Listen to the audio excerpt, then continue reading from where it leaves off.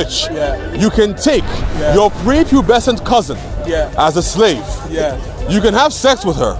You can beat her. You can marry her and then divorce her. And it's all halal. Alrighty. Well, we had some conversations and now it's over. Oh, Siraj is still here. Oh yeah. By the way, are you allowed to have sex with a child today? What? Are you allowed to have sex Oh with a look, child today? he's angry. Oh look at him, he's angry. Answer, is it prohibited? Is it prohibited? What's Siraj? Is it prohibited? What's Siraj? Yes or no from the Bible? From the Bible. Absolutely, yeah. Somewhere it says So, if you have A sex millstone. with a one-year-old, A millstone. If you hurt a child, a millstone. So, when you have the daughter of Ananias, you have a case where his daughter died, and then when his daughter died, Jesus goes to her. When Jesus goes to her, he tells her, little girl, arise. Now, little girl, the girl's only 12 years old, and Jesus calls her a little girl. So that would then mean that there was a clear justification at the time in the first century to regard a 12-year-old Jewish girl as just a girl. Now, when it comes to Muhammad, why is it a case that he couldn't realize that unfortunately, according to what it is in Islam, you can basically marry a 6-year-old, and today that's what happens. So again, I think the most important thing to remember as well is that Christians don't go around justifying marrying little girls in what's in the Bible. But Muslims today, exactly, but it's a little girl, exactly. But Muhammad, his pedophile friend over here, has sex with a girl. So that's the issue. That's the issue. And the issue is playing with dolls. So it's very clear. So Muhammad is not the guy to follow. The one to follow is Jesus. Because Jesus is the one who is the way, the truth, and the life.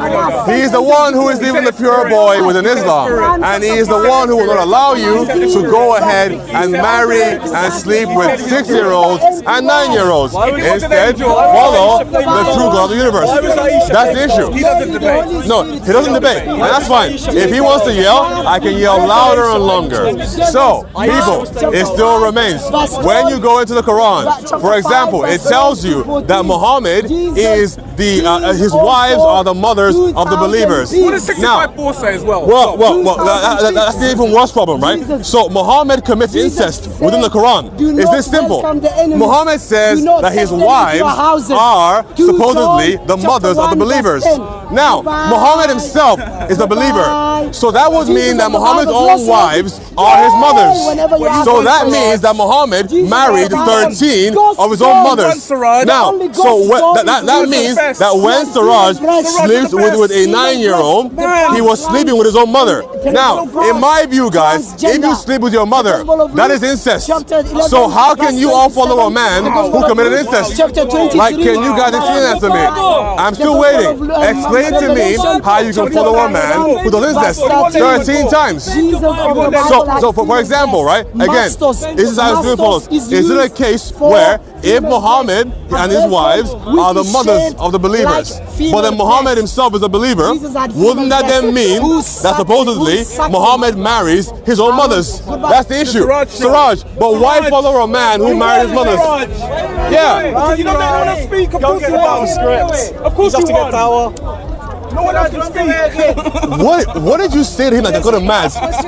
What did you say to him that got him mad? I said to him, are you allowed to have sex with children today, according to 65.4? Yes. Because I noticed he got angry. Because when he gets angry, his voice goes like this. Yeah, I noticed that. What do you do to him? He runs away. So we teach him the Quran. Yeah.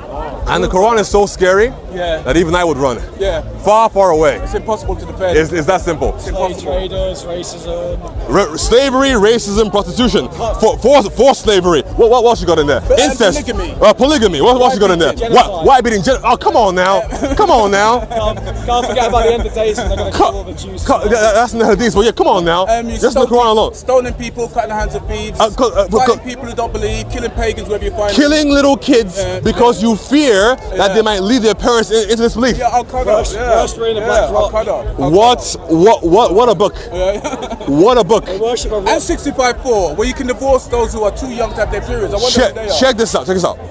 If you apply the teachings all in one, I think there's a certain use case by which you can take your prepubescent cousin as a slave. You can have sex with her. Yeah. You can beat her. Yeah. You can marry her Yeah. and then divorce her. And it's all halal. Man.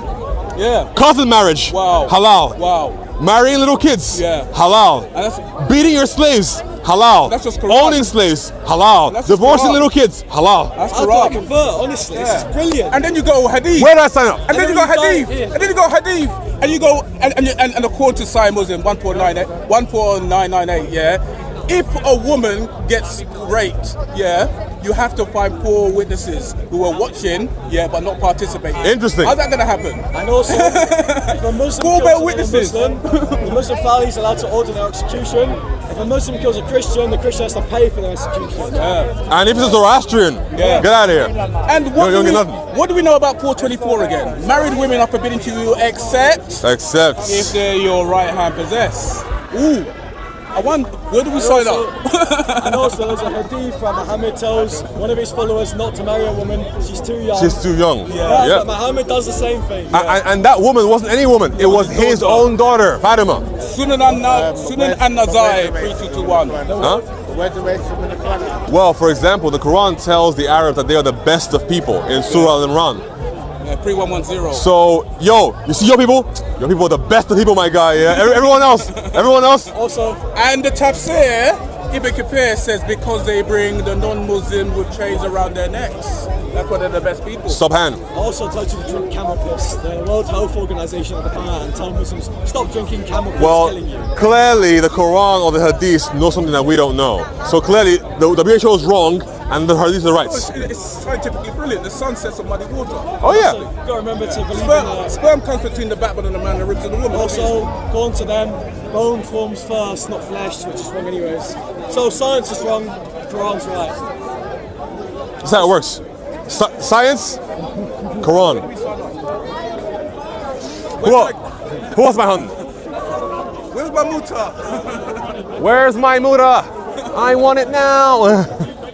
Who else am I hunting? Even if that was allowed, even for a short period of time, it's the fact that it was allowed. Yeah, In the first place. and it was allowed because men were away. they were at war And the wives were at and then home. they wanted to have sex. Yeah. They said, oh, should we castrate ourselves? No, have self-discipline. No, you don't castrate yourself. Find a woman and get some flour. Let's see if you want some flour. Like I've said, But you're saying that all about Muta in Islam, but what about the concept of Yafet Torah, basically the captive slave in Judaism, in basically Torah halakha? you don't want to marry you, let them go. And you can have sex before you marry them. But you can have sex, you can have your way with them before so. Huh? We can. Where? Old Testament. You can have your way with them. Where? Say that. Bust it out. 14 says that if they don't want to marry you, you let them go. But even before you have sex, there's a mourning period, a long mourning period. Of a month. They shave their head and you allow them to mourn. But you still can have sex with them. But that wouldn't make sense for these 2 reasons. When you have in, I think it's Numbers 25, the very reason that they even God tells them to go to war with the Amalekites in the first place is because some of the women lured away the men into sexual immorality. How would it then make sense later to allow them to again do the same thing? Because in Judaism halakha, they're different. So the war with Amalekites, that was understood to be Milhamet mitzvah.